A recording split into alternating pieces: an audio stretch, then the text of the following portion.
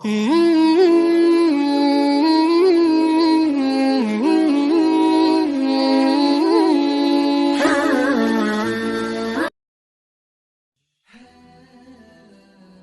اللہ الرحمن الرحیم۔ السلام علیکم۔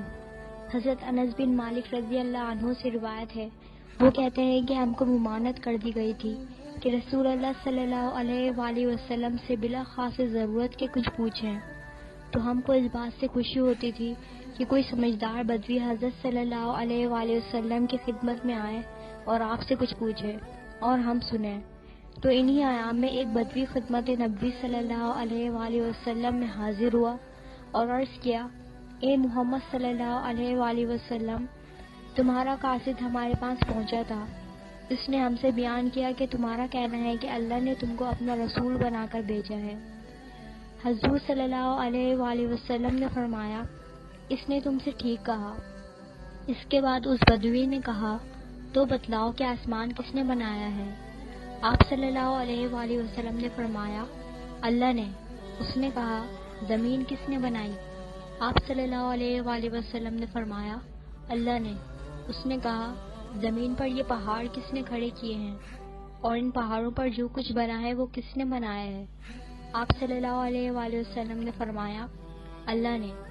اس کے بعد اس بدوی سائل نے آپ صلی اللہ علیہ وآلہ وسلم سے کہا، پس قسم ہے اس ذات کی جس نے آسمان بنایا، زمین بنائی اور اس پر پہاڑ نصب کیے، کیا اللہ ہی نے تم کو بھیجا ہے؟ آپ صلی اللہ علیہ وآلہ وسلم نے فرمایا، بے شک مجھے اللہ ہی نے بھیجا ہے۔ پھر اس نے کہا، تمہارے اس قاصد نے ہم سے یہ بیان کیا تھا کہ ہم پر دن رات میں 5 نمازیں بھی فرض ہیں۔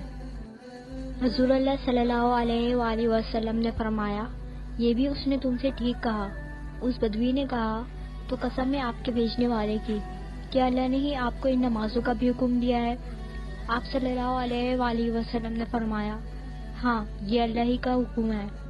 پھر بدوی نے کہا، اور آپ کے قاصد نے بیان کیا تھا کہ ہمارے مالوں میں زکوٰۃ بھی مقرر کی گئی ہے۔ آپ صلی اللہ علیہ وسلم نے فرمایا، یہ بھی اس نے تم سے سچ کہا۔ اعرابی نے کہا، تو قسم ہے آپ کو بھیجنے والے کی، کیا اللہ نے آپ کو اس کا حکم کیا ہے؟ آپ صلی اللہ علیہ وآلہ وسلم نے فرمایا، ہاں، یہ بھی اللہ ہی کا حکم ہے۔ پھر اس اعرابی نے کہا کہ آپ صلی اللہ علیہ وآلہ وسلم کے قاصد نے بیان کیا تھا کہ سال میں ماہ رمضان کے روزے بھی ہم پر فرض ہوئے ہیں۔ آپ صلی اللہ علیہ وآلہ وسلم نے فرمایا، یہ بھی اس نے سچ کہا۔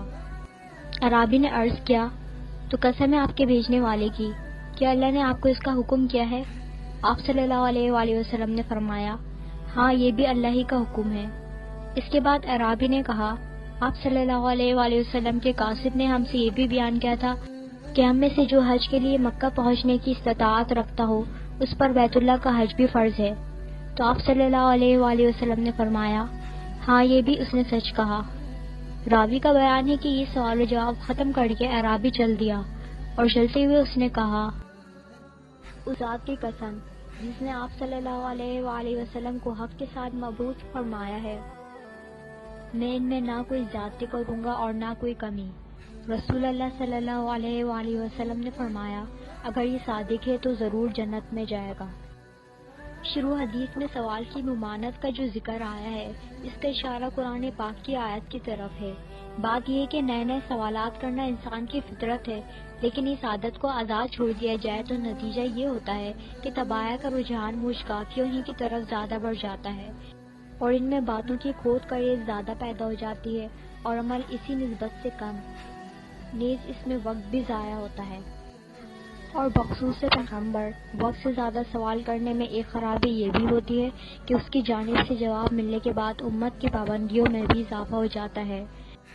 غرض انہی وجہ سے غیر ضروری سوالات کرنے کی صحابہ کرام رضی اللہ عنہ کو بھی ممانعت فرما دی گئی تھی، جس کے بعد وہ بہت ہی کم سوال کرتے تھے اور اس کے آرزومند رہا کرتے تھے کہ کوئی بدوی آئے وہ اور آپ سے کچھ پوچھے تو ہم کو بھی کچھ سننے کو مل جائے، کیونکہ بیچارے بدویوں کے لیے حضور اللہ صلی اللہ علیہ وآلہ وسلم کے یہاں بڑی وسعت تھی۔